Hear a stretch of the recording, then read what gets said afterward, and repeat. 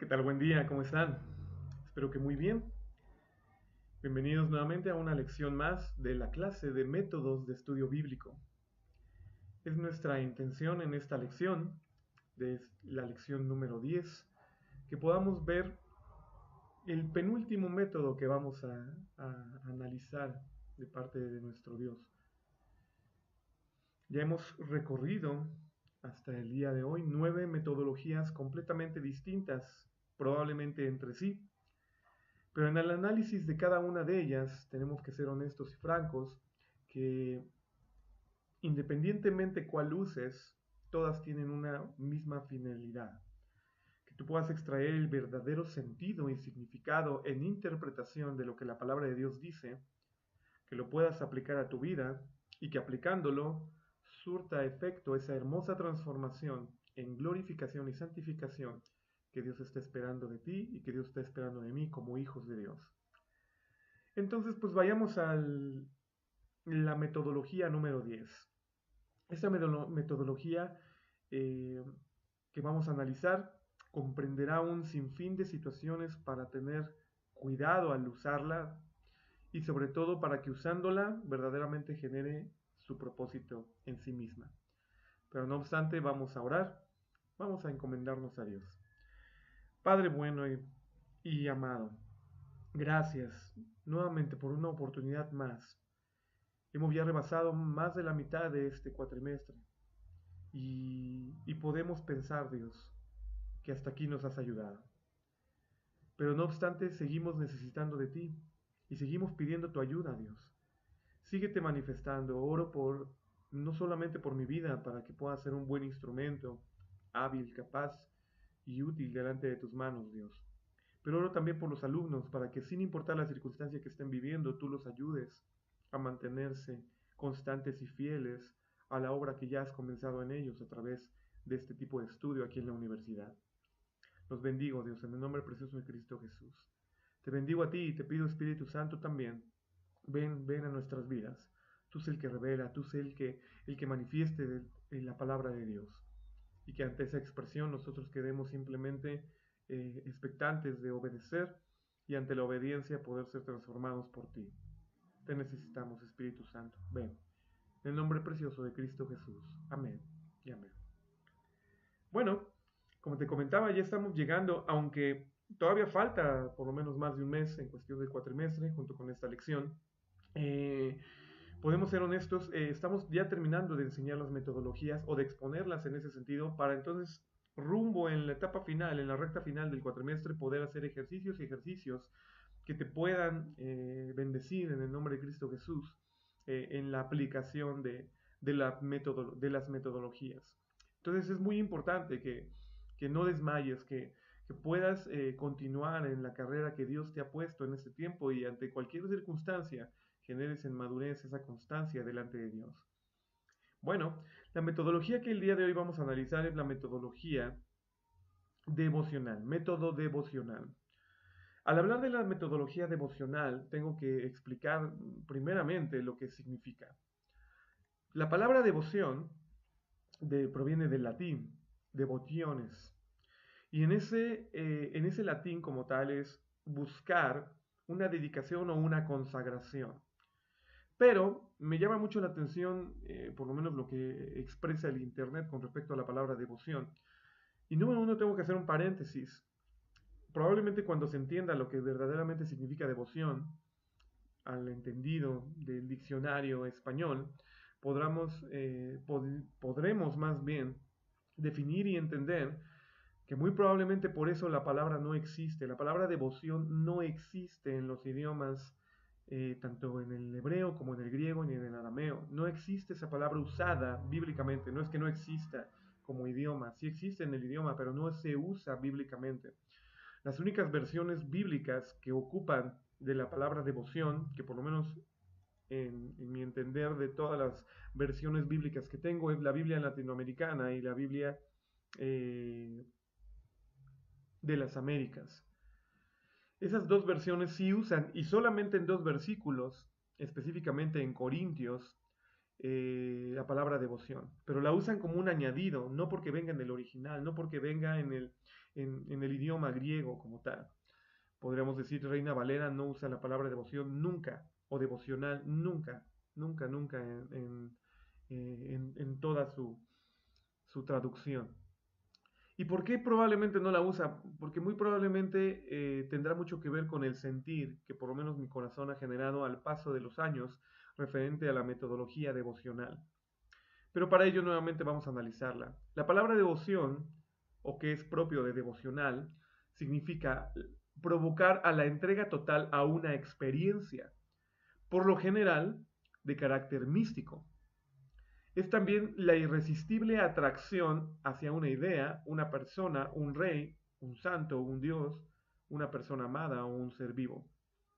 Entonces nos denota un poquito esta definición que viene, la saco del internet, simplemente de Wikipedia, tú la puedes encontrar igual. Nos podría decir esta definición en lo particular que la palabra devoción es una entrega total y aparentemente ciega ante lo que te está atrayendo.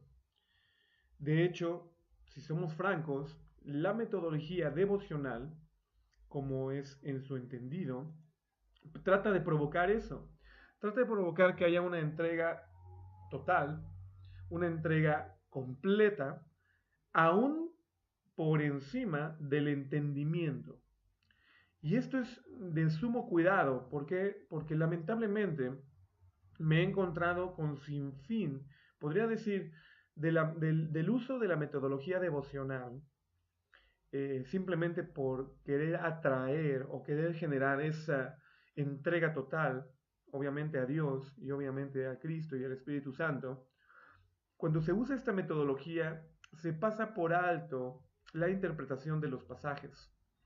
Puedo ser bien honesto, casi el 95% o 90%, solamente por decir un estadístico así que te llame la atención, la verdad no sé exactamente cuánto sería, pero sí te puedo decir que casi el 90-95% de todos los devocionales que me he encontrado en la palabra del Señor están manipulados de forma incorrecta en su interpretación original. Y el otro 5% o el otro 10% probablemente sí buscará una entrega total a Dios, pero de una manera correcta, mostrando un camino correcto de entrega. Nuevamente, esto es muy, muy importante porque la mayoría de las personas también que no estudian la palabra de Dios o no escudriñan la palabra de Dios de forma correcta, pretenden ser teólogos o pretenden ser maestros sin tener una base de expresión correcta de lo que verdaderamente la palabra de Dios dice. Creo yo en toda honestidad, y no por ser, ¿cómo podría decirlo? Espero me entiendas lo que quiero decirte en bendición. No por ser denigrante o discriminativo, pero la mayoría de las personas que no conocen la palabra de Dios en su entendimiento de una correcta interpretación, se creen a sí mismos pastores y teólogos y maestros, inamovibles por supuesto, porque aparentemente Dios les deslumbró con una nueva verdad cuando ésta no existe en la palabra del Señor. Y de ahí generan una devoción, de ahí generan devocional, ¿no? O incluso una lista de devocionales que traten de gestar y provocar en bendición situaciones de consagración o situaciones de entrega de las personas para con Dios, pero atándolas, y lo digo de forma correcta, atándolas o incluso maldiciéndolas a situaciones que la Biblia ni siquiera expresó que debían de hacer. Te voy a poner varios ejemplos y por ende también trataremos de manifestar cómo es el correcto uso entonces de la metodología devocional. Porque si bien es cierto que la palabra devoción o devocional no existe en la Biblia, podríamos entender que también existen sinónimos. Y los sinónimos de la etimología pudiesen ser consagración o dedicación. Y esos dos sinónimos sí provienen en la palabra de Dios, sí vienen en la palabra de Dios. Por ejemplo, cuando hablamos de una consagración, la misma palabra de Dios nos expresa que los levitas, los sacerdotes, eran consagrados a Jehová, santificados a Jehová. Pero, si entendemos la diferencia entre lo que ya te comenté como palabra en significado devoción o devocional, con respecto a la consagración, la palabra consagración que es male o malá, en el sentido del hebreo, nos refiere a un significado de ser lleno, de ser completamente inundado de. Eso es lo que significa consagrar. Y podríamos decir entonces que hay un símil o semejanza en esa expresión con respecto a lo que el apóstol Pablo nos decía de por tanto sed llenos del Espíritu Santo de Dios. Pero por ejemplo, en tema devocional, ¿no? Solo para empezar a hablar un poquito de las incongruencias y situaciones, creo yo, aberrantes y perversas que se gestan en muchas denominaciones con respecto a este tema devocional. Como tiene que ver con consagración, como tiene que ver con una entrega total, se trata de utilizar toda la palabra de Dios para provocar este efecto. Pero cuando no se tiene un perfecto entendimiento de lo que la palabra de Dios sí quiso decir en esa expresión, entonces, o en el versículo que se está extrayendo para el tema devocional, entonces podríamos incluso aplicar de forma incorrecta la palabra de Dios.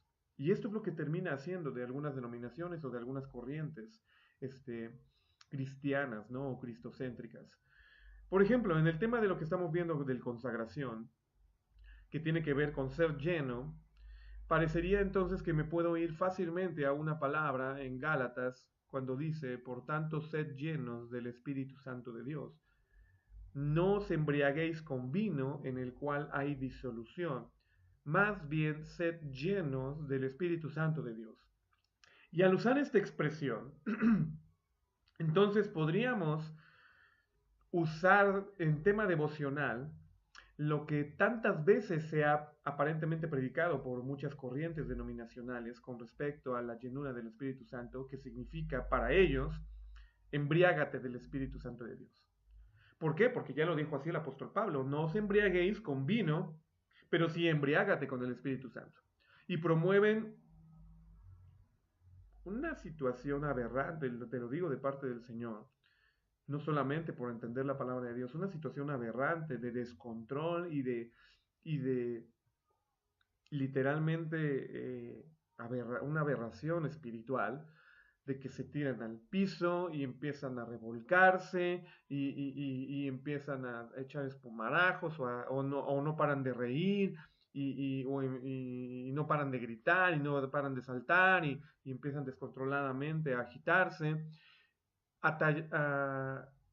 aplicando aparentemente su consagración, su entrega total a que el Espíritu los mueva y les haga sentirse y hacer lo que ellos aparentemente no hacen congruentemente cuando están en sus cinco sentidos, porque fueron embriagados, porque fueron controlados de forma completa por el Espíritu Santo de Dios. Hemos de entender con toda singularidad que si esto hubiera sido real, esta famosa embriaguez del Espíritu Santo de Dios, entonces el Jesucristo lo hubiera manifestado así. Y en más de una ocasión hubieran dicho que Jesucristo era un borracho o que Jesucristo era un loco en ese sentido, porque era descontrolado y cuando predicaba se agitaba y no sé si me doy a entender.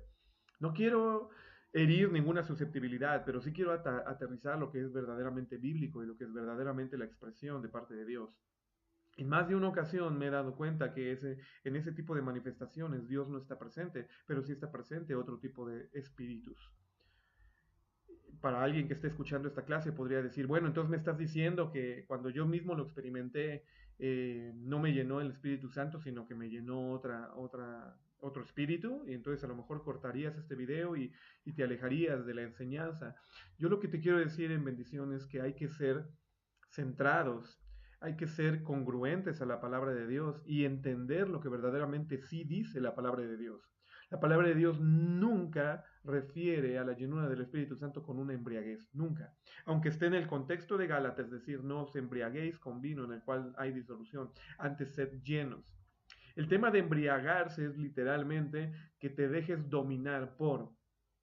Lo que está pidiendo entonces el apóstol Pablo es, si tú en tu locura te gusta humanamente dejarte dominar por el alcohol, mejor sé lleno, conságrate, entrégate, y si podríamos usar, sé devoto a que el Espíritu Santo tenga control sobre tu vida.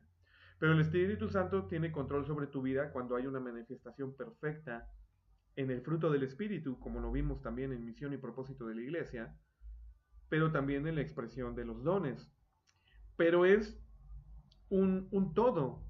No puedes decir que el Espíritu Santo sí te está controlando porque amas mucho, pero no eres muy paciente.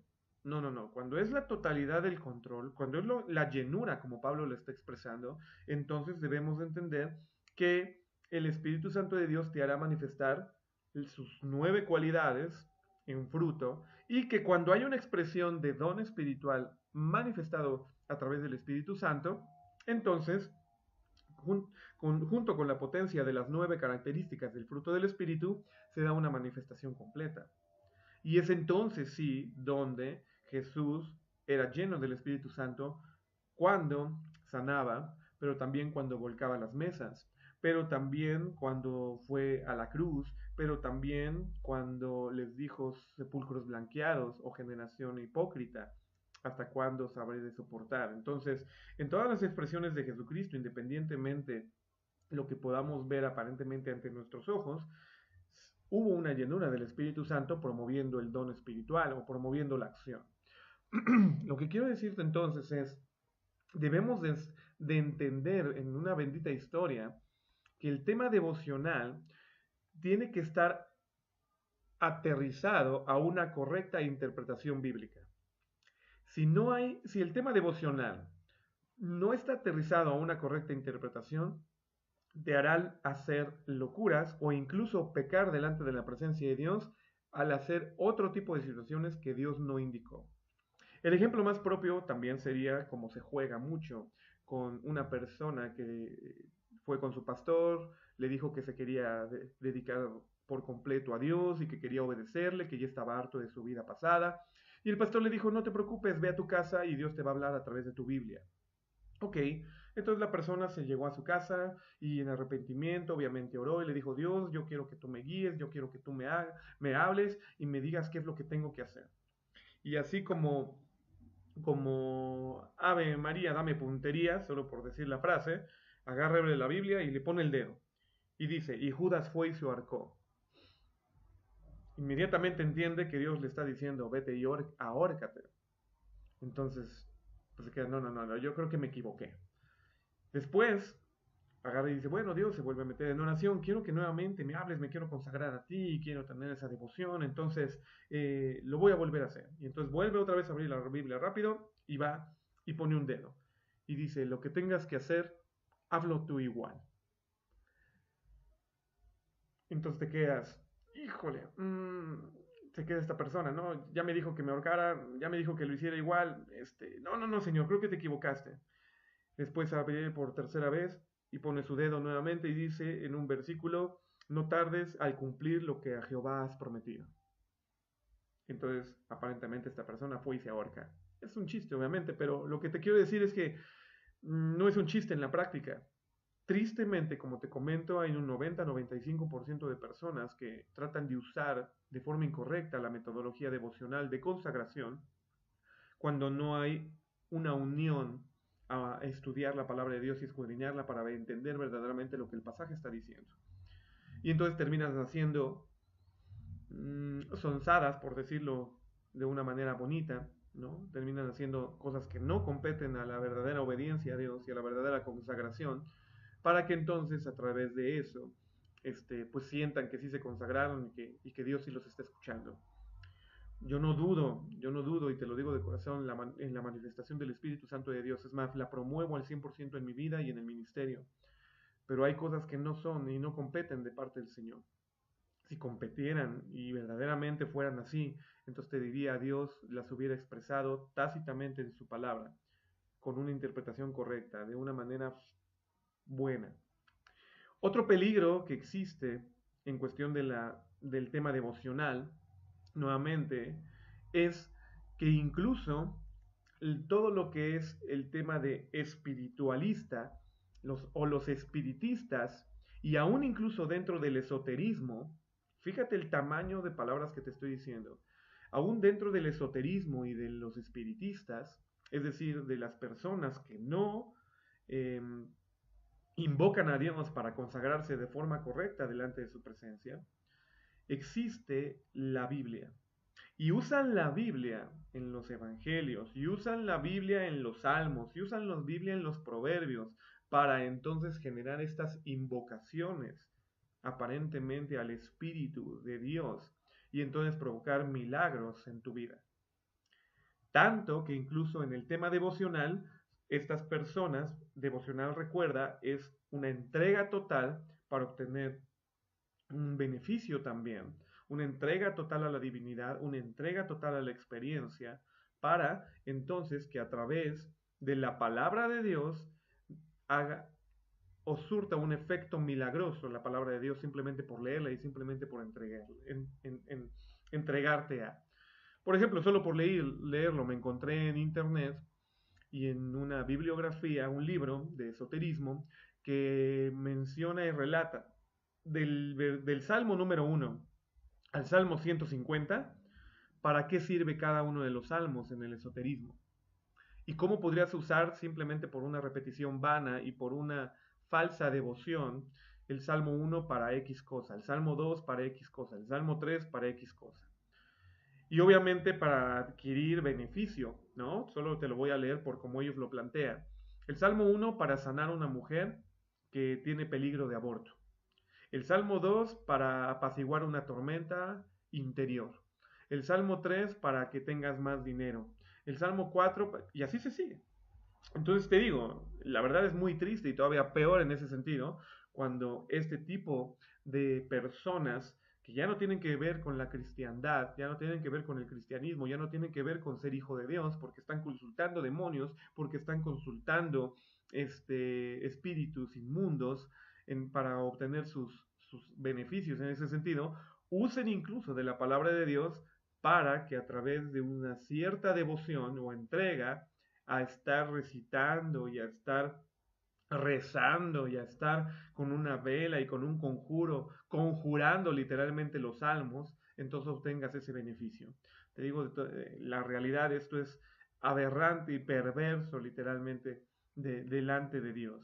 No podemos estar usando así la palabra de Dios. Entonces, tengamos mucho cuidado. El tema devocional, aún incluso dentro de los cristianos, porque existen libros en las librerías llenos de devocionales que aparentemente mencionan un pasaje bíblico y quieren provocarte una devoción o quieren provocarte un entendimiento aparente de lo que sí la palabra de Dios está diciendo, mas sin embargo, te soy bien honesto, no tiene nada que ver probablemente con el pasaje. Como es el caso de lo que ya te comenté específicamente de Gálatas, de no os embriaguéis con vino en el cual hay disolución, antes sed llenos del Espíritu Santo de Dios, y entonces al ser lleno, Dios estará esperando que obviamente Él controle tu vida, pero Él no la va a controlar descontroladamente.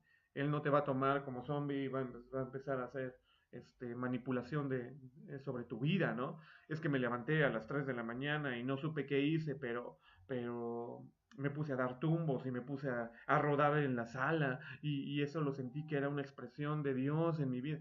Mi hermano, ten cuidado, nuevamente, ten mucho cuidado.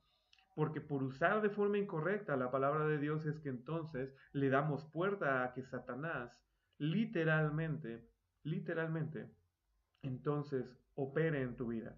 Te voy a poner un ejemplo, y un ejemplo que sucedió hace unos años atrás, cuando un ministro de alabanza se acerca a mi vida y me pregunta y me comenta que tuvo una experiencia durante la alabanza. Es decir, estamos hablando, el ejemplo que te voy a dar, estamos hablando en un contexto de alabanza, de cantos delante de la congregación donde él se congregaba.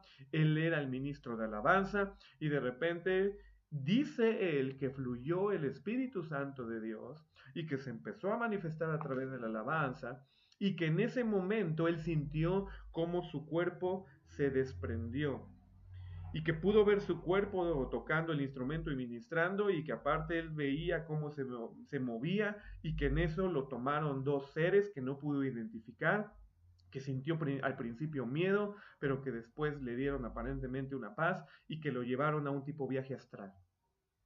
Cuando él regresa a su cuerpo, ya había acabado la alabanza y ya habían acabado de predicar. Él no tuvo ninguna situación consciente de qué sucedió en lo físico y tampoco en lo espiritual. Simplemente dice que sintió bien bonito por el viaje astral que lo llevaron estos seres a quién sabe qué lado. Y él lo comentaba como diciendo, oye, te invito a que tú también vivas lo mismo. Yo quiero que tú también vivas lo mismo. Y entonces yo le comenté, bueno, si esto es real, entonces la palabra de Dios nos tiene que enseñar un proceso en donde el espíritu se desprende para entonces, el espíritu se desprende del cuerpo, obviamente entiéndelo como te lo estoy diciendo, para entonces tener una experiencia espiritual. Y si somos francos, no hay nada de esto.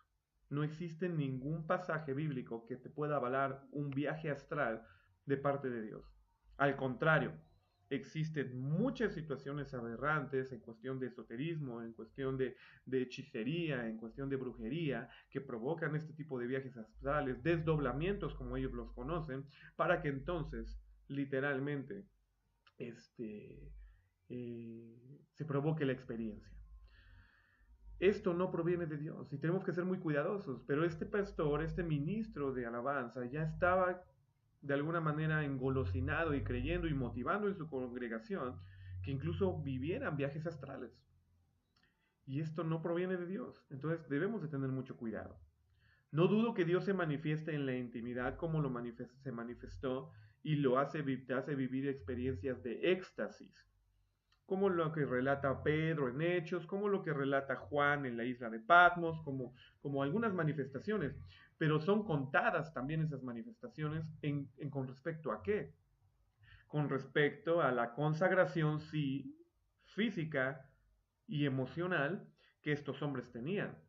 Para cuando Juan vive un apocalipsis en el sentido de su revelación y de su expresión, ya había venido viviendo un proceso de consagración con respecto a lo que él decidía, con respecto a cómo eliminaba el pecado de su vida, con respecto incluso a cómo era perseguido a muerte y no renegaba. Entonces sí tenía como que una base sólida sobre lo que Dios quería hacer sobre él. Pero ojo, no existe ninguna escritura que motive a que tú y yo tengamos ese tipo de experiencias. Lo que los siervos relataron, lo relataron como experiencia, pero nunca como plataforma de que todos los hijos de Dios forzosamente lo tengamos que vivir. Eso también es muy importante. Lo que sí tenemos que vivir todos es el arrepentimiento. Lo que sí tenemos que vivir todos es el quitar pecado y menguar la carne. Lo que sí tenemos que vivir todos es la santificación. Lo que sí tenemos que vivir todos son ciertos procesos, pero que no tienen nada que ver con aparentemente también esas experiencias. ¿De dónde salen? De una mala interpretación bíblica y por ende de un devocional incorrecto. Ya te puse varios ejemplos, entonces te preguntarías, bueno, entonces ¿cómo se usa bien el tema devocional? El tema devocional, el método devocional, entonces es simplemente la culminación de cualquier metodología.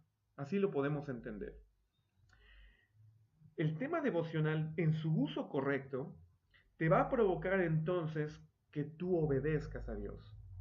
Que tú verdaderamente, número uno, si verdaderamente te vas a consagrar, entonces niegues tu carne, te niegues a ti mismo, decidas obedecer, obedezcas y entonces Dios se manifiesta en tu vida. Ese es el correcto uso de un tema devocional, sin importar cuál sea el tema devocional que quieras gestar. Siempre va a terminar aterrizándose en tu vida con estas 4 fases. Número 1, que busques negarte. ¿Qué es lo que la Biblia te está diciendo que debes de negar a ti mismo? Que debes de negar con respecto al pecado. Número 2, ¿qué es lo que la Biblia te está diciendo para que entonces en esa negación de pecado y arrepentimiento obedezcas a Dios? Y al decidir obedecerlo, entonces surta efecto la transformación que el Espíritu Santo busque en ti. Por ende, entonces podríamos resumir, porque el que Dios verdaderamente haga una transformación en tu vida a través del Espíritu Santo, eso proviene de Él. Podemos entonces resumir que las 2 fases, literalmente, de la metodología devocional es: busca lo que la Biblia te dice que tienes que negar o que tienes que desechar de tu vida, y busca lo que la Biblia te dice que tienes que obedecer. negación y obediencia. Negación al pecado, negación ante la carne, es decir, menguar el pecado, menguar la carne, y obediencia a Dios son los únicos dos pasos que deberás de buscar en la expresión bíblica. ¿Qué es lo que tengo que negarme en mi carne y qué es lo que tengo que obedecer de parte de Dios para que entonces Dios se manifieste en mi vida? Nada más. ¿Cuál determinará siendo la manifestación de Dios en tu vida? También eso es muy importante aclararlo porque pareciera entonces que también nos vamos a volver esotéricos o conjuristas cuando tratemos de hacer este proceso de devocional para evocar una bendición en la vida, en nuestra vida. Y ojo, la bendición de nuestra vida, por supuesto que viene después de haberte negado y de haberte arrepentido y después de obedecer a Dios. Pero no podemos estandarizar cuál es la bendición de Dios a tu vida. Para uno, la bendición de Dios a su vida será el que haya comido completamente ese día en particular, y para otro es que haya comprado una casa. A lo mejor a lo largo de negar exactamente la misma carne y de obedecer a Dios. Pero entonces no podemos aterrizar en un conjuro que verdaderamente vivirás una promesa tal cual tácita, específica, como algunos devocionales lo presentan, como lo que te digo de estos esotéricos que dicen que con el Salmo 1, no importa, tú conjúralo, tú haz lo que dice el Salmo 1 y toda mujer que esté al borde de un aborto, entonces tendrá a cumplimiento total su embarazo. No podemos aterrizarlo así en una expresión de conjuro. Más bien, la palabra de Dios siempre te va a motivar a que te arrepientas y niegues tu propia carne, te niegues a ti mismo y a que obedezcas a Dios. En pocas palabras, el tema devocional lo podremos entrar en el versículo de Mateo, cuando Jesús dice, el que quiera venir en pos de mí, el que quiera consagrarse, el que quiera tener una devoción conmigo, niéguese a sí mismo, tome su cruz y sígame. Ese es realmente el tema principal de la metodología devocional. ¿Cómo se aplica esta metodología? Ahorita veremos algunos ejemplos y obviamente con el siguiente video veremos también otros errores y también otros ejemplos que tengan que ver con cómo utilizar de forma correcta la metodología devocional. Nuevamente entonces, para poder utilizar de forma correcta la metodología devocional, que debe de ser qué es lo que yo debo de negar y qué es lo que yo debo de obedecer de parte de Dios, debe haber entonces un análisis previo de la palabra del Señor. Con cualquiera de las otras metodologías, yo podría enfatizarte, por lo menos en toda honestidad, que uses la metodología inductiva. El método inductivo es muy bueno para poder generar temas devocionales. Si tú haces un buen análisis de método inductivo a cualquier pasaje de la palabra de Dios, entonces podrás terminar en su final, en su proceso final del método inductivo, cuando ya estés en la aplicación, a meterle el tema devocional. ¿Qué es lo que Dios me está pidiendo negar en mi carne y en mi vida? ¿Y qué es lo que Dios me está pidiendo obedecer? Si el pasaje me lo expresa de una manera entendida después de haberle hecho método inductivo, entonces puedes proceder a que generes una devoción, a que el devocional que practiques, que enseñes o que incluso tengas durante tu vida diaria, cotidiana, sea bueno. Esto se vuelve un poco entonces contrario a lo que los devocionales cristianos presentan. ¿Por qué? Porque los devocionales cristianos presentan, te digo, las librerías cristianas están llenas de este tipo de libros, pequeños fragmentos de la palabra de Dios con pequeñas reflexiones que te hagan acercarte más a Dios, consagrarte más a Dios. Pero siendo francos, eso te toma 5, 10, 15 minutos a lo mucho, o media o 20 minutos. El leer, el orar, el ver la explicación o el ejemplo que el autor está usando con respecto a esa porción bíblica. Y entonces de ahí generas tu devocional diario, ¿no? 10, 15, 20 minutitos. Pero vamos a ser francos, si te estoy motivando en amor y en bendición a que mejor aprendamos que en la metodología devocional es lo último que haces cuando después usaste de una metodología de peso, como es el método inductivo, por ejemplo, entonces pues no te tomará 15, 20 minutos, te tomará mucho más verdaderamente llegar a un tema devocional en tu vida. Y tengo que serte franco, ¿por qué? Porque la mayoría de las metodologías devocionales promueven esto. Número uno, promueven que sea de forma progresiva. Un gran número de cristianos estudian la Biblia para el tema de estudiar la Biblia para ellos significa únicamente leerla de Génesis a Apocalipsis. Y entonces existe que su devocional diario es leer de Génesis a Apocalipsis. Y me he topado más de una ocasión con ese tipo de personas que cuando llegan a Números, cuando llegan a Deuteronomio, cuando llegan a Éxodo o a Levítico, entonces dicen, no, no, es súper aburrido, no le entendí nada, yo no sé qué, pero tuve mi devocional. Leí la palabra de Dios hoy, los versículos que me decía la Biblia en un año, que me tocaban hoy, específicamente tal día del año, entonces ya lo hice, tuve mi devocional. Es incorrecto. Por otro lado, el tema devocional también dice que las metodologías que enseñan otros seminarios y otras personas dicen que el tema devocional lo hagas de forma práctica, que escojas solamente un número de pasajes adecuados a tu interés para que entonces promuevas y sacies esa necesidad espiritual.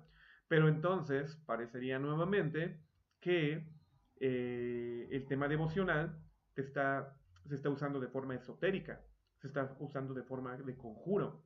¿Por qué? Hace unos años atrás me encontré con un libro que no era esotérico, así como lo que te leí de los Salmos ahorita, pero que sí decía la Biblia en cualquier necesidad. Y ahí estaba ese libro que decía la Biblia en cualquier necesidad. Y llegamos a un punto en particular de cuando uno está enfermo, ¿no? Cuando uno está enfermo y necesita ser sanado. Ok, de parte de Dios. Dice entonces la palabra, porque en Mateo se expresa que había un tanque en Bethesda y que ese tanque o estanque de Bethesda, literalmente de vez en vez llegaba un ángel y tocaba el agua. Y al tocar el agua, entonces el primero que bajaba a esas aguas que estaban agitadas, entonces era sanado completamente, pero que había un paralítico ahí que no podía bajar el estanque y que Jesús lo termina sanando y es una historia, ¿no? Obviamente el pasaje lo menciona de una manera total. Pero me acuerdo perfectamente que entonces cuando llegamos a esa expresión y que ese libro en particular mencionó en devocional, de manera práctica, cómo podía ser tú sanado en Dios, entonces el libro relataba lo siguiente. Paso número 1, pon una tina.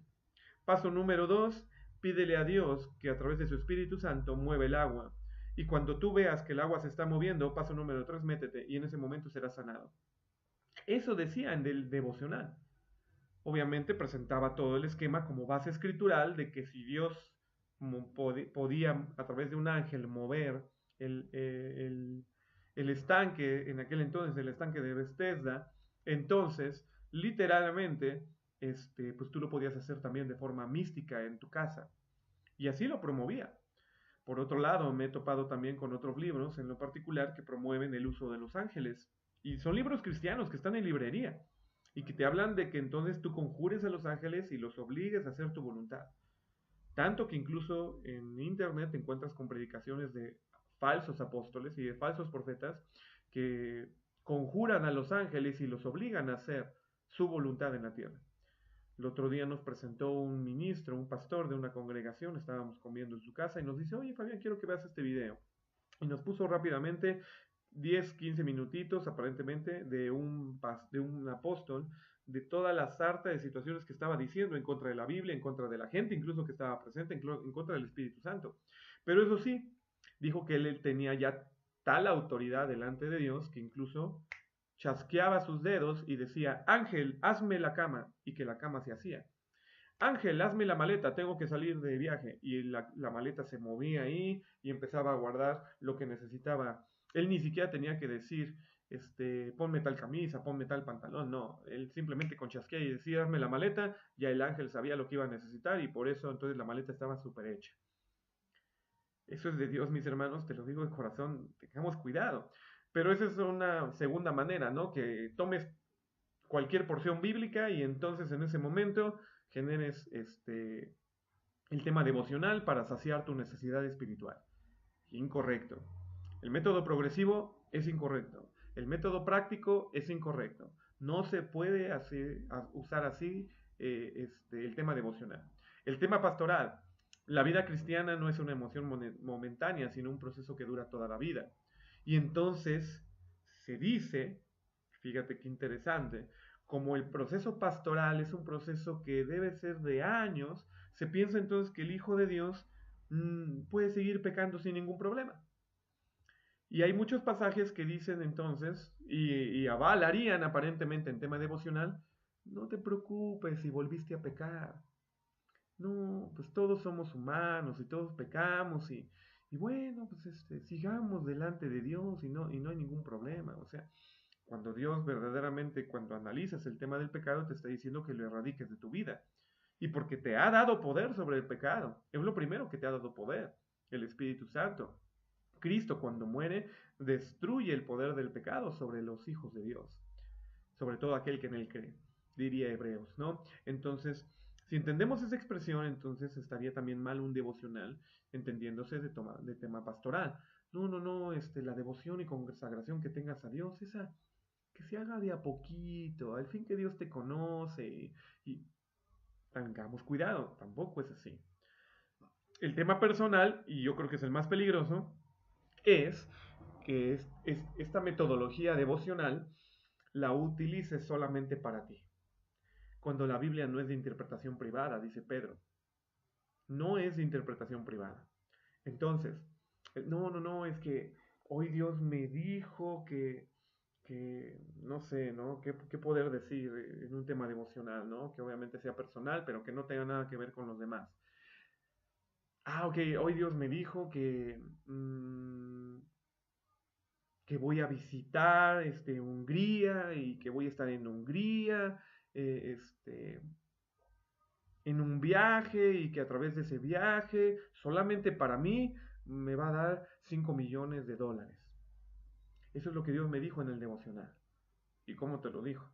No, pues entendí las palabras de Elías cuando... ¿Sí me explicó? El tema personal es todavía peor cuando tú crees que entonces la interpretación de Dios es privada y solo Dios a ti te habla y a nadie más habla. No, la escritura es general. Y en esa generalidad sí hay particulares, pero los particulares son para todos también. No podemos decir que en un pasaje solo a mí Dios me dijo una cosa, pero a ti te dijo otras. No, la generalidad. Dios utilizará de un pasaje, eso sí, para trabajar diferentes ambientes o diferentes situaciones personales con diferentes personas, por supuesto, pero lo que verdaderamente signifique un pasaje, eso no lo puedes erradicar y no lo puedes cambiar. No puedes tomar a título personal la palabra de Dios como si solamente Dios tuviera una palabra específica para ti y para los demás fuera completamente diferente y completamente en interpretación diferente. No puede ser así. Por eso entonces, cuando se haga esta metodología, que ahora sí vamos a comenzar, de cómo se usa bien la metodología devocional, debemos entonces de entender que primero puedes generar una porción, puedes tomar una porción bíblica, pero nuevamente entonces, ¿cuál debería de ser en mi apreciación como maestro, como pastor, como ministro que te amo en el nombre de Cristo Jesús? ¿Cuál debería de ser entonces el proceso completo para utilizar la metodología devocional? Que primero entonces le hagas método inductivo. Hazle método inductivo a la palabra de Dios primero y después genera método devocional. Ahí sí. Y entonces veremos que traiga una consagración, que traiga una situación espiritual, que te haga de crecimiento, que te dé transformación de Dios en tu vida. No antes. ¿Cómo entonces podemos empezar? Escoge una porción de la palabra de Dios que quieras estudiar. Puede ser un libro, puede ser un capítulo, o puede ser un párrafo, o incluso solo un versículo. Y posteriormente, entonces, le haces el método inductivo a ese versículo, a ese párrafo, a ese capítulo. Entenderás por lo menos que si vas a hacer a un versículo método inductivo, necesitarás mínimo hacérselo a todo el capítulo, para entender su contexto inmediato, su contexto anterior y su contexto posterior. Y por ende, el contexto general, cuando ya has leído también la palabra de Dios o has leído ese libro y entonces sabes exactamente qué es lo que viene hablando. Ok. Cuando escoges esa porción bíblica y le haces el método inductivo, posteriormente entonces ya le haces el tema devocional. ¿Y cómo usas o cómo aplicarías bien el tema devocional? Solamente te tienes que hacer esas dos preguntas. Al final ya del proceso, tienes que hacer, ¿qué es lo que Dios me está pidiendo negar en mi vida o menguar en mi vida, en mi carne? ¿Y qué es lo que Dios me está pidiendo obedecer? Si haces estas dos preguntas, estarás haciendo tema devocional y al tú aceptar lo que Dios te esté pidiendo negar y al aceptar lo que Dios te esté pidiendo obedecer, entonces vendrá de una manera natural la consagración. Es la mejor manera en que te puedo comentar que debes de ser usado el método devocional. Para ello, de una manera bien sencilla, vamos a ir a los salmos. Sobre todo porque este salmo, el salmo que vamos a usar el día de hoy, es una porción bíblica muy pequeña y en esa expresión entonces pues Dios nos permitirá pues interactuar de una manera muy franca y muy fácil. Hay otros pasajes, como ya lo sabes, que es más difícil de hacerles método inductivo y en esa situación entonces pues es más complejo. Vamos a utilizar un poquito la palabra de Dios en el Salmo 119. El Salmo 119 es una expresión muy hermosa, pero también muy grande porque pues, tiene más de 100 versículos. De hecho, si somos honestos, tiene exactamente 176 versículos, ¿no? Pero bueno, el Salmo 119 nos ha de presentar entonces mucha sabiduría y mucho consejo de parte de Dios. Pero vamos a ver cómo lo vamos a aplicar. Dice y empieza así el Salmo 119. Bienaventurados los perfectos de camino, los que andan en la ley de Jehová. Bienaventurados los que guardan sus testimonios y con todo el corazón le buscan. Pues no hacen iniquidad los que andan en sus caminos. Tú encargaste que sean muy guardados tus mandamientos, o que fuesen ordenados mis caminos para guardar tus estatutos. Entonces yo no sería avergonzado cuando pusiera toda mi atención a todos tus mandamientos. Te alabaré con rectitud de corazón cuando aprendiere los juicios de tu justicia. Tus estatutos guardaré, no me dejes enteramente. ¿Con qué limpiará el joven su camino? Con guardar tu palabra. Con todo mi corazón te he buscado, no me dejes desviarme de tus mandamientos. En mi corazón he guardado tus dichos para no pecar contra ti. Hasta ahí. Ok. Este puede ser un principio de tema devocional.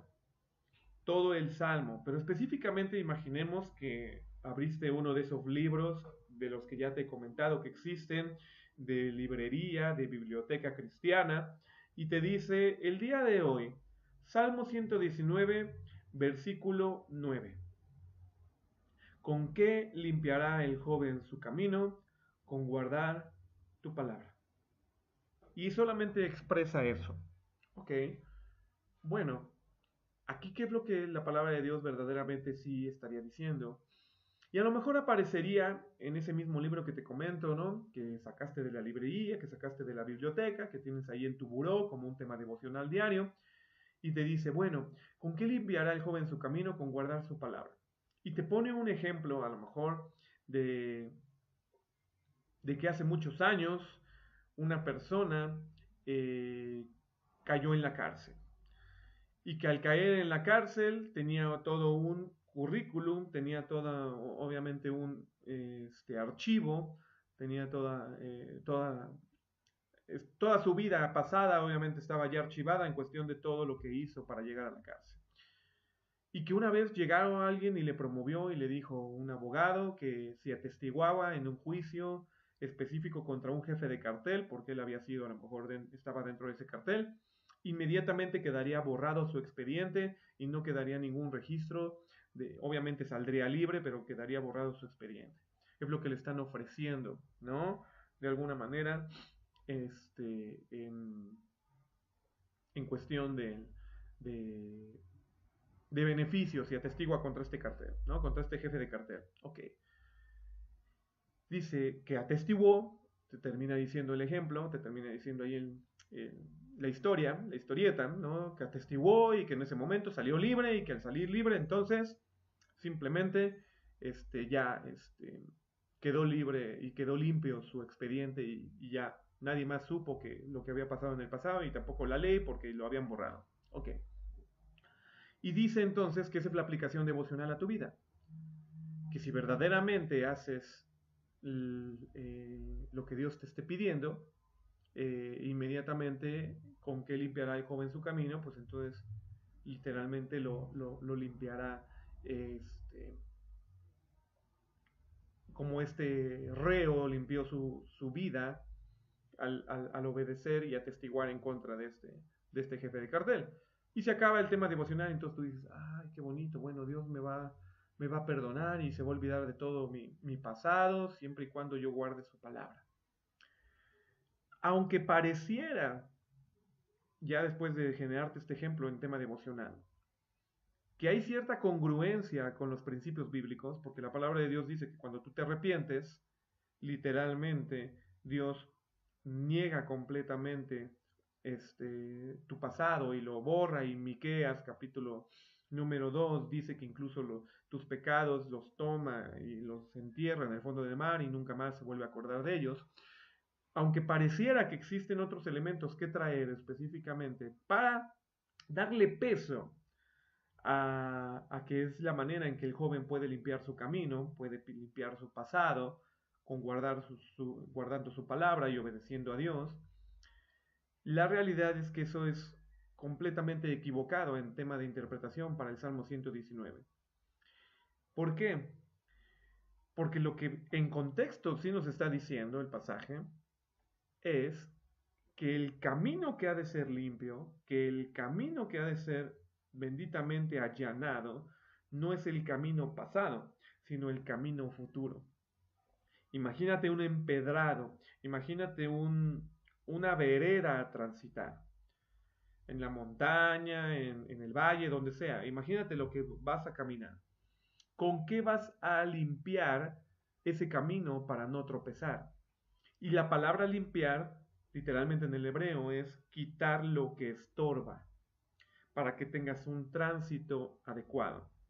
Por ejemplo, si estás en una calle de tránsito regular, ¿cómo limpiarías esa calle para no tropezar o para poder pasar? Pues número uno, si hay carros mal estacionados, se tienen que estacionar bien. Número dos, pues hay que barrerle.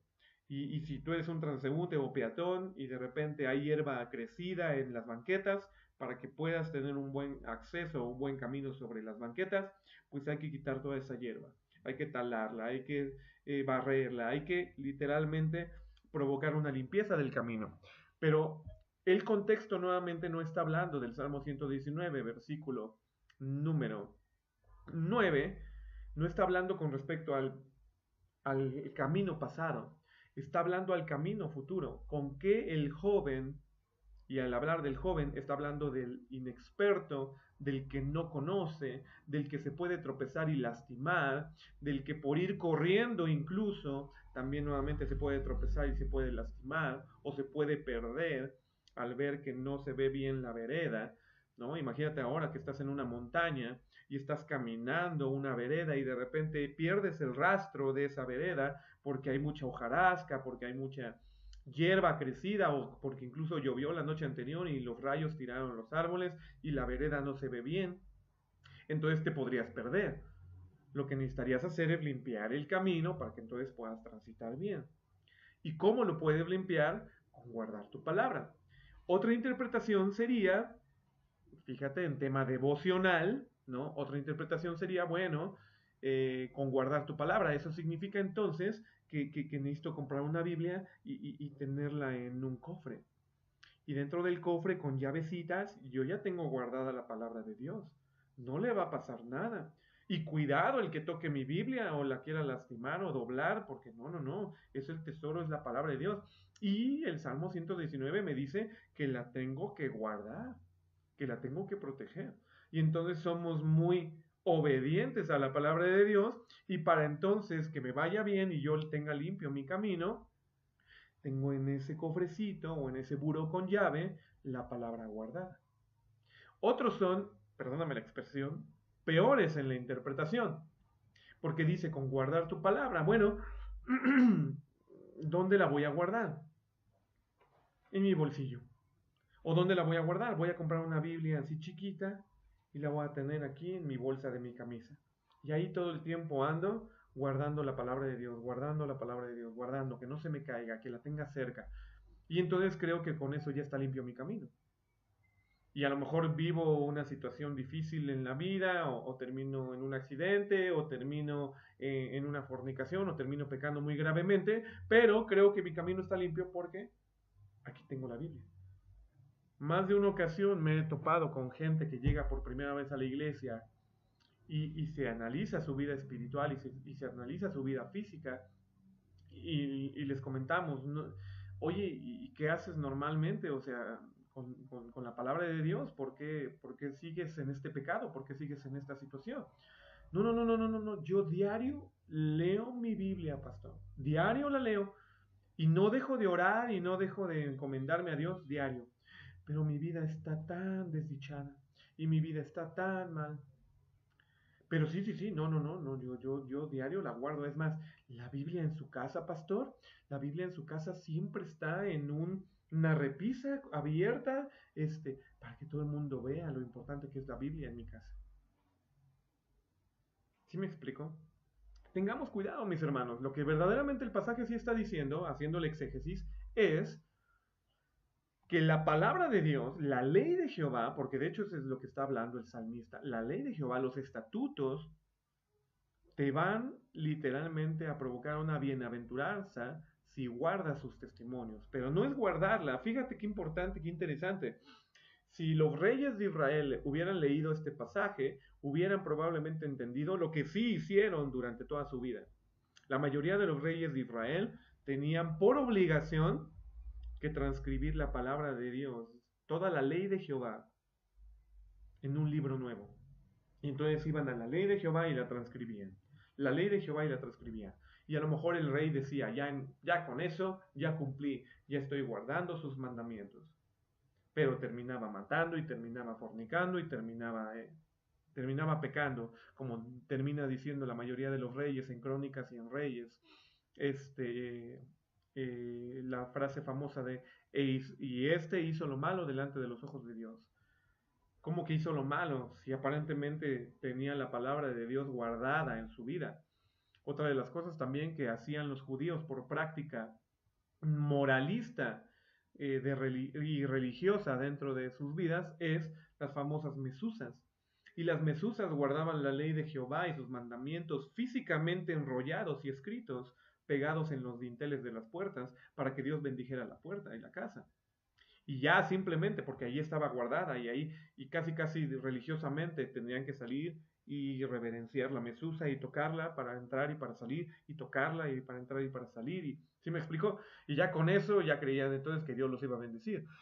Pues, ¿y por qué terminaron literalmente en manos del rey Nabucodonosor, destruyendo Jerusalén y sitiándola y todo lo que hizo? Y el templo fue derribado y los tesoros llevados a... Ah, no, mis hermanos, de seguro, porque no entendieron el Salmo 119, que aplica entonces que tengas tu mesusa colgada en las paredes, de seguro se les cayó ese día. Y cuando se les cayó ese día, entonces, pues no, mis hermanos, tú y yo debemos de tener una mesusa colgada. Y a lo mejor pensar lo que también diría Proverbios capítulo número 3, que los ates a tu corazón, digo, que los ates a tu cuello, ¿no? La misericordia de la verdad, átala a tu cuello. Entonces, traes un colguije en donde aquí está la palabra de Dios y está cerca de tu corazón. ¿Y por qué dices que cerca de tu corazón? Porque aquí dice, con todo mi corazón te he buscado, no me dejes desviarme de tus mandamientos. No, no, no, mira cómo aquí tengo cerca tu palabra.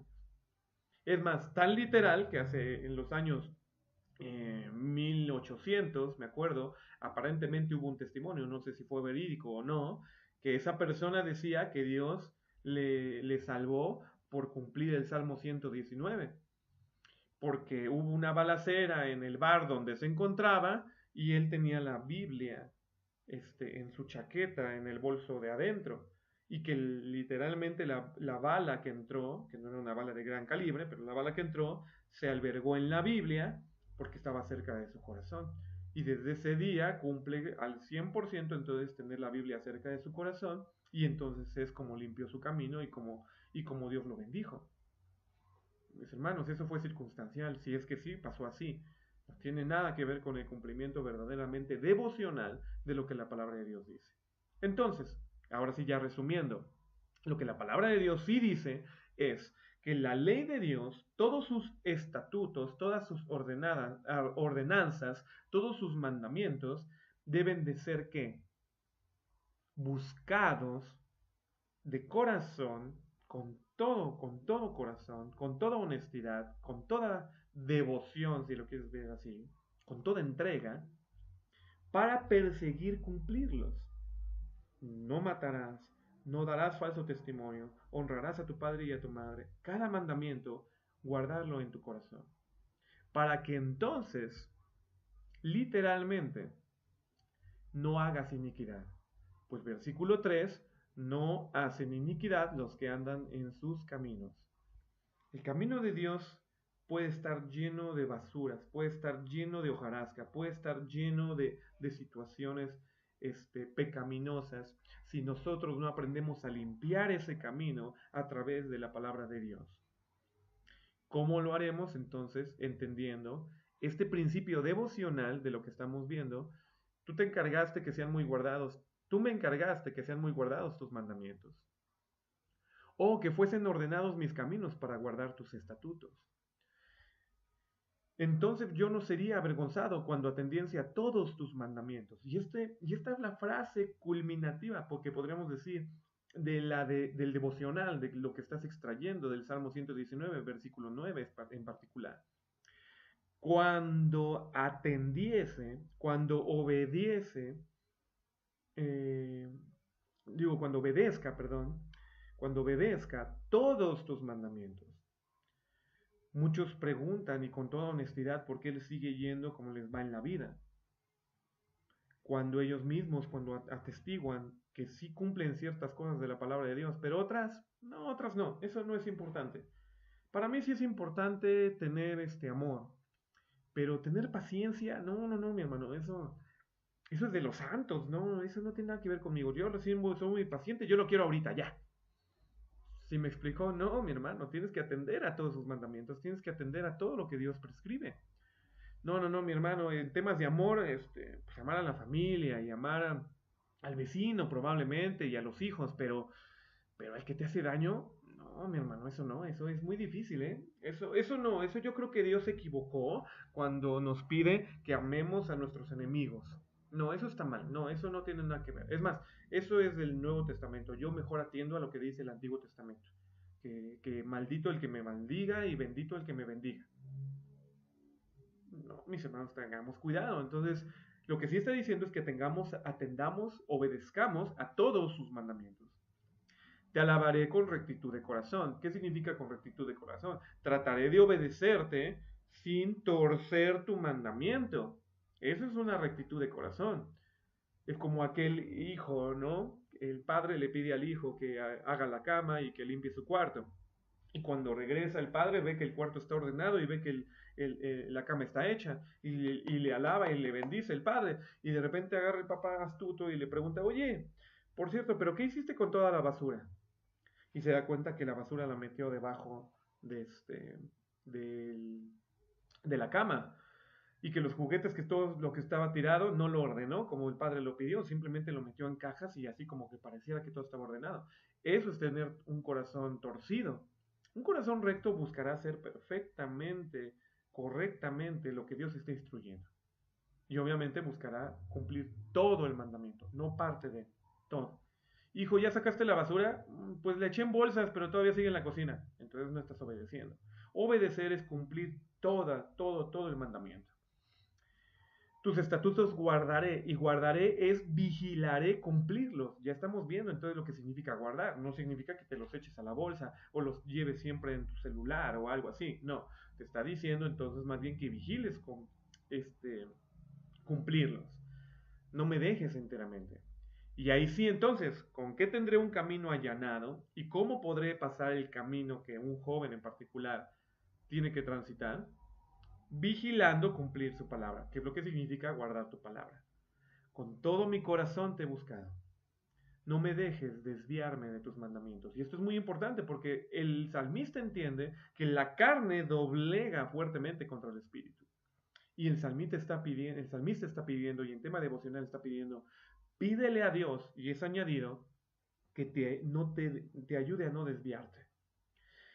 No sé, ya te he puesto creo que en alguno de los videos un ejemplo de, sobre todo con el boliche, y es porque mi mamá, ya te había dicho, practicaba este deporte o esta afición, de lanzar la bola contra los pinos cuando era niño y pues yo estaba ahí sentadito viendo cómo sucedían las cosas.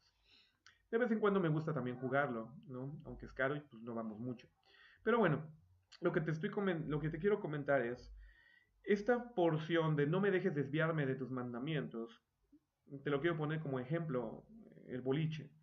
Literalmente, cuando uno está aprendiendo y no tiene la suficiente destreza para enviar, por lo menos para tirar un pino, y siempre se termina yendo a canal. Canal son los dos surcos, vados, cóncavos hacia abajo, por donde se puede ir la bola de boliche y nunca pegarle a un pino.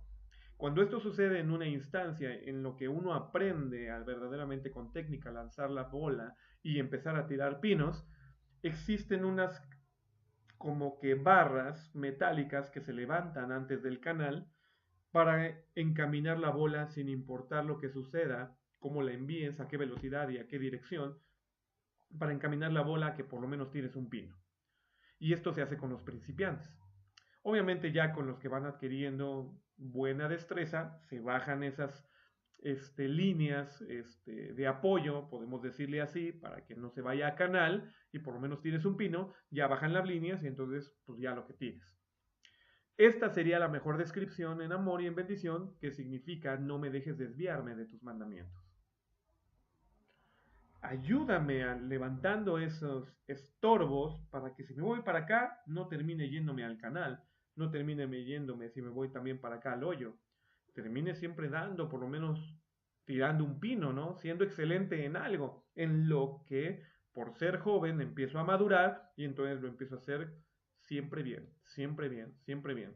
Porque ¿cuál es el propósito de que Dios nos haya dado la ley?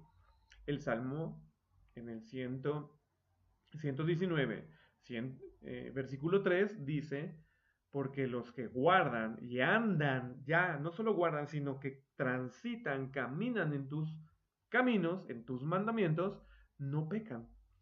Algo que sería como meta, si entendemos este principio que Juan entiende y Juan lo expresa en primera carta de Juan, capítulo número 3. El Hijo de Dios no peca, porque se supone que el Hijo de Dios está guardando, está buscando a Dios continuamente e incluso le pide que no nos haga desviarnos de los mandamientos. Espíritu Santo, tú sabes mi debilidad, me conoces, ayúdame a no caer. Y el Espíritu Santo te ayuda, es muy hermoso, pero tú lo tienes que hacer con todo tu corazón, ¿no? Con todas tus almas, con todas tus fuerzas, no solamente por un tema de práctica, lo tienes que hacer verdaderamente en devoción a Dios. Ahora sí, usando la palabra devoción, en una entrega total. Termino con el versículo 11 que dice, en mi corazón entonces, mi mente, mi corazón, he atesorado cada palabra, y esto podría aplicar en un tema devocional a que la memorices. El tema de memorizar la palabra de Dios se ha dejado en el olvido, mi hermano, te lo digo de corazón. Muy pocos hijos de Dios hoy memorizan la palabra de Dios. Memorízala. Es más, jamás se me va a olvidar cuál fue o quién fue el pastor y cuál fue su enseñanza que más se clavó en mi corazón desde niño. Cuando yo era niño conocí a un pastor que era el que era pastor principal en la congregación donde estaba, que lamentablemente tuvo un accidente y quedó cuadraplégico y estaba en su cama. Pero estando en su cama y cuando tú le visitabas, siempre, siempre, sin lugar a dudas, siempre estaba aprendiéndose la palabra de Dios. ¿Y a qué nivel? Te decía este pastor, mira, ven, acércate, te quiero recitar lo que hoy me aprendí. ¿Qué te aprendiste, pastor? Se llamaba José Luis. ¿Qué te aprendiste, José Luis? Porque era muy cariñoso, ¿no? Era como un padre verdaderamente a la congregación. Y te decía, hoy me estoy aprendiendo todo Romanos. Ya voy en el capítulo número 10, pero te lo voy a empezar a recitar desde el capítulo número 1. Y sin Biblia abierta ni nada empezaba. Pablo, yo apóstol, y pum, pum, pum, y empezaba, y decía todos los versículos y te empezaba a explicar, y te empezaba de repente a explicar, y era una cosa genial. Y obviamente, te estoy bien franco, esa congregación motivaba mucho la memorización. Aquí la idea es que tú también entiendas que el Salmo 119:11 te está diciendo no solamente la leas, si verdaderamente en mi corazón he guardado tus dichos, lo que te está diciendo es memorízala. Y memorízala con amor, con un apego tan importante como para verdaderamente no querer pecar contra Dios. Muchos no memorizamos y no nos acercamos a la palabra de Dios y por ende terminamos pecando porque no tenemos... El Espíritu Santo es como la memoria intuitiva de la computadora. De lo que hay en el CPU, te expone para que entonces tú uses la computadora y te da ciertas como que opciones de uso. Las memorias y los CPUs de hoy de nuestras computadoras y celulares son muy intuitivos. Es como YouTube, dependiendo de lo que estés viendo y lo que recurrentemente veas, te va a presentar a que sigas viendo. Es muy intuitivo. El Espíritu Santo es intuitivo. De lo que hay en tu mente y en corazón, es de lo que te hace comer y vivir diariamente.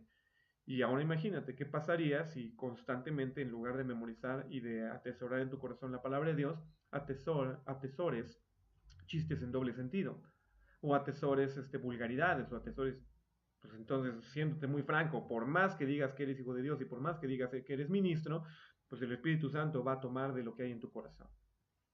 Entonces, pues solamente estará eso para que hables, ¿no? Dice la palabra de Dios en otro pasaje que de la llenura del corazón habla la boca. ¿Qué es lo que más hablas? ¿Palabra de Dios? Si es palabra de Dios, entonces es porque estás cumpliendo en un tema devocional. En mi corazón he guardado tus dichos, con un propósito, para no pecar contra Dios. Porque eso también es muy importante. A lo mejor muchos guardan en su corazón los dichos. ¿Para qué?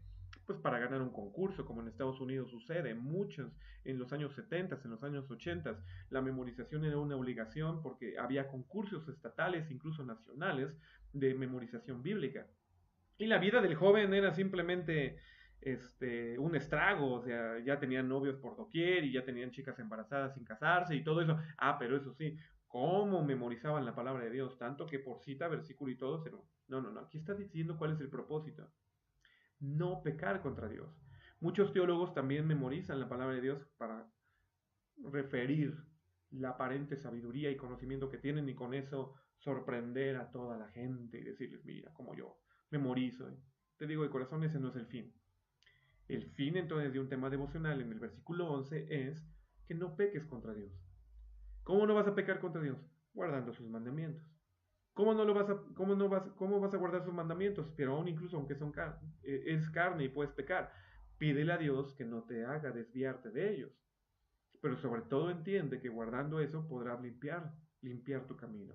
No importa si el camino se ve turbio enfrente, con la palabra de Dios lo podrás allanar, lo podrás quitar esas hojarascas, quitar esa basura que esté enfrente, para que entonces tu tránsito sea sin distracciones y termines en una meta bendita de bendición, como lo que es cada bendición que tiene la palabra de Dios cuando se obedece. Ahora sí, ese sería un correcto uso del tema devocional. Primero lo analizas de una manera inductiva y después de analizarlo de manera inductiva, entonces terminas tú diciendo cuál sería el tema devocional. Ah, pues hoy entonces, ¿qué es lo que Dios me está diciendo que niegue? Debo de negar el pecado en mi vida. ¿Cómo lo voy a poder negar? Si obedezco los mandamientos de Dios. Este es el tema devocional de estos versículos en particular. No me está dando un mandamiento como tal. El mandamiento que pudiese extraer es, Dios te ordena que guardes sus mandamientos. Entonces tengo que estar pensando en sus mandamientos. ¿Dónde están sus mandamientos? Pues tendré que ir a las porciones bíblicas donde están sus mandamientos y guardarlos, atesorarlos, practicarlos, pedirle a Dios que no me deje desviarme de ellos y entonces sí podré tener un camino limpio. Ese es el uso del tema devocional. Espero que se haya más o menos entendido, se haya más o menos expresado. Y en esta bendición hermosa, pues terminamos el día de hoy el video. Más sin embargo, veremos otras aplicaciones, o más bien otras aplicaciones, otros versículos aplicados bajo la metodología devocional y tratarás entonces de entender cuál sí es el verdadero uso de esta metodología devocional. Tengamos cuidado. Yo creo que, yo te soy bien honesto, casi no utilizo el tema devocional ni en predicación ni en enseñanza. Rara vez, a lo mejor incluso me acuerdo en años atrás, teníamos un boletín en la, en, en la iglesia. Y en ese boletín de actividades y todo eso, en la parte de atrás venía desde el escritorio del pastor, ¿no? Y venía así como que una mano escribiendo manuscrita con una pluma intentachina, ¿no? Y de vez en cuando yo tomaba tiempo y me ponía a escribir ahí. Y me daba cuenta que lo que quería escribir pues no cabía verdaderamente en esa porción cachito del tríptico. Y me era muy frustrante porque yo quería vaciarme de una manera completa y tratando de generar esa devoción y esa consagración a Dios, pero siempre me faltaba espacio.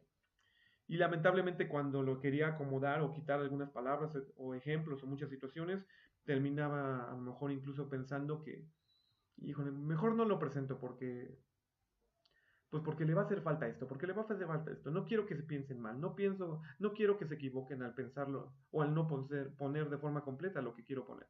Entonces no lo terminaba poniendo o más bien poníamos otra idea, ¿no? O simplemente un versículo que te animara a buscar la palabra de Dios. No lo sé.